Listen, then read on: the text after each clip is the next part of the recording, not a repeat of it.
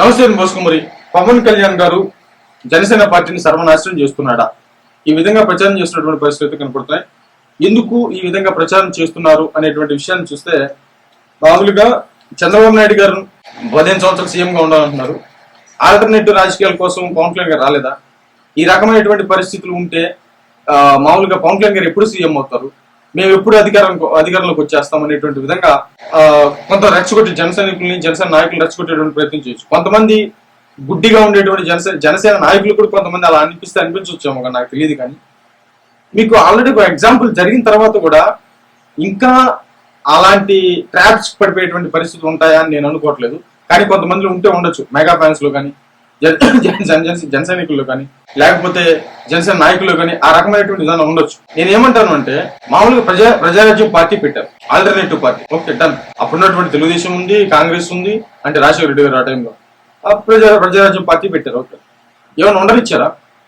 అటు నుంచి తెలుగుదేశం పార్టీ, ఇటు నుంచి కాంగ్రెస్ పార్టీ అంటే చివరి దాకా ఉంది, అంటే కేంద్రం దాకా ఉంది. ప్లస్ ఇటు ఉన్నటువంటి పార్టీ తెలుగుదేశం పార్టీ. ఇప్పుడు ఎన్టీ రామారావు గారు వచ్చి పార్టీ పెట్టారు అంటే ఆ టైంలో ఏం లేదు, శూన్యం, రాజకీయ శూన్యం ఉంది, ఉంటే ఒకే పార్టీ. కాబట్టి ఆ టైంలో ప్రజలు మార్పు కోరుకోవడం వల్ల ఈజీగా ఎన్టీ రామారావు గారు గెలిచారు.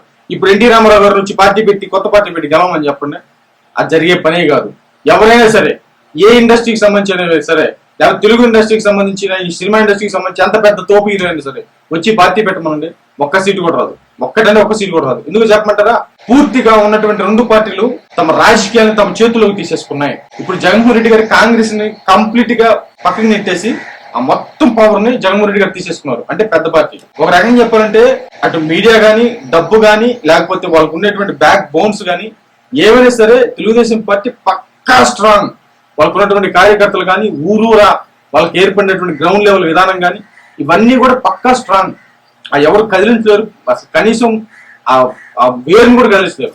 ఎంత తక్కువ సీట్లు వచ్చినా సరే ఏదో రోజు మళ్ళీ అధికారంలోకి వస్తారు తెలుగుదేశం పార్టీ. ఎందుకంటే వాళ్ళ కింద స్థాయి నుంచి రూట్స్ అలా ఏర్పడిపోయినాయి.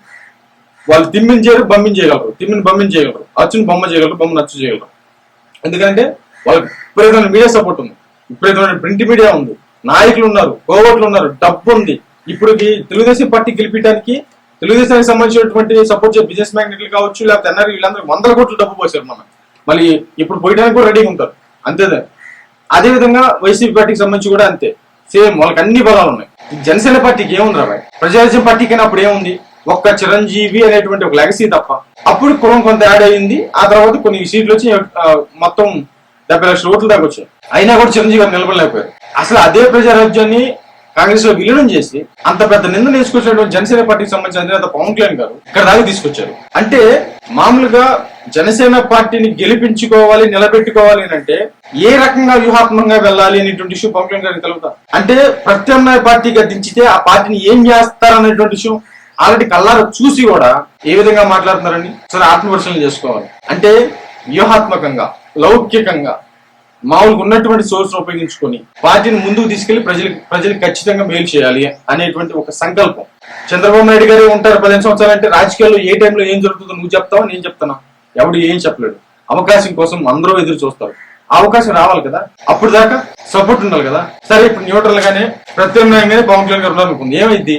అటు ఒక సైడ్ ఇటు ఒక సైడ్ వాయిచ్చేస్తారు, ప్రజల్లో పలసం చేసేస్తారు. అంతెందుకు, ఇప్పుడు పవన్ కళ్యాణ్ గారు అని చెప్పేసి చొక్కాలు దించుకున్నటువంటి వ్యక్తులతో కూడా పవన్ కళ్యాణ్ అనిపిస్తారు, ఖచ్చితంగా అనిపిస్తారు. ప్రజారాజ్యం అట్లా కదా, కోడిగుడ్లు కొట్టారు, చిరంజీవి గారి మీద కోడిగుడ్లు కొట్టారు. అసలు చిరంజీవి గారిని అంటే ఏంటి, ఆయన లెవెల్ ఏంటి, ఆయన కోడిగుడ్లతో కొట్టారా బాబు? కోడిగుడ్లతో కొట్టారు. పవన్ కళ్యాణ్ గారికి ఎవరైతే ఇప్పుడు సపోర్ట్ చేసి ఏందైనా తెలుగుదేశానికి సపోర్ట్ చేస్తున్నాడు, ఏందని చంద్రబాబు నాయుడు గారికి సపోర్ట్ చేస్తున్నాడు, మేము అది చించుతాం, మేము ఇది పొడుస్తాం అని చెప్పేసి అన్నారే, వాళ్ళ చేత కూడా అనిపిస్తారు వీళ్ళు. రేపొద్దున పవన్ కళ్యాణ్ గారు మామూలుగా ప్రత్యామ్నాయంగా ముందుకు వెళ్తే, ప్రత్యామ్నాయమే కానీ వ్యూహాత్మకమైనటువంటి ప్రత్యామ్నాయం, ఆ రకంగా ముందుకు వెళ్తున్నాడు. అర్థం చేసుకోవాలి. అర్థం చేసుకోకపోతే ఒక సామాజిక వర్గానికి శాశ్వతంగా వచ్చినటువంటి, అంటే బంగారు లాంటి అవకాశం కాపు సామాజిక వర్గానికి పవన్ కళ్యాణ్ గారు మళ్ళీ ఒక బంగారు లాంటి అవకాశం. అది కాదనుకుంటే పెద్దలని ఇప్పుడు రెచ్చగొడుతున్నారు. మళ్ళీ కాపు పెద్దలని, వాళ్ళని, వీళ్ళని ఉండాలండి, అదండి ఇదండి అని చెప్పేసి కొంతమంది రెచ్చగొట్టడానికి ప్రయత్నం చేస్తారు. ఇవన్నీ ఈ శాఖలో ఈ దరిద్రాలు ఇంటూ కానీ కూర్చుంటే ఇక మళ్ళీ కాపు సామాజిక వర్గానికి సంబంధించి ఎన్ని వందల ఏళ్ళు పట్టిందో తెలియదు నాయకుడు పుట్టడానికి. మరి అర్థం చేసుకోవాలి, అర్థం చేసుకుని ముందుకు తీసుకెళ్ళాలి. నాయకుడు ఆషామాషిగా రాలేదు, ఆయనకు వచ్చి లాభం ఏంటి చెప్పండి. ఫస్ట్ ఇలా చేయడం వల్ల ఆయన గురించి లాభం చెప్పండి. ఏమీ లేదు, తన జీవితం నాశనం చేసుకోవడం అంతే. దేనికోసం? పార్టీ నిలబెట్టుకోవడం కోసం రా బాబు. కొంతమంది మాట్లాడతారు ఇదంతా కూడా పార్టీ నిలబెట్టుకోవడానికే. పార్టీ నిలబెట్టుకోవడానికి ఎంతకాలం పట్టింది ఏదైనా సొల్లు మాట్లాడతారు. ఇదంతా పార్టీ నిలబెట్టుకోవడానికే. ఒకసారి అర్థం చేసుకోవాలి, ఆలోచించాల్సినటువంటి పరిస్థితి ఉందనేది నా అభిప్రాయం. మీరేం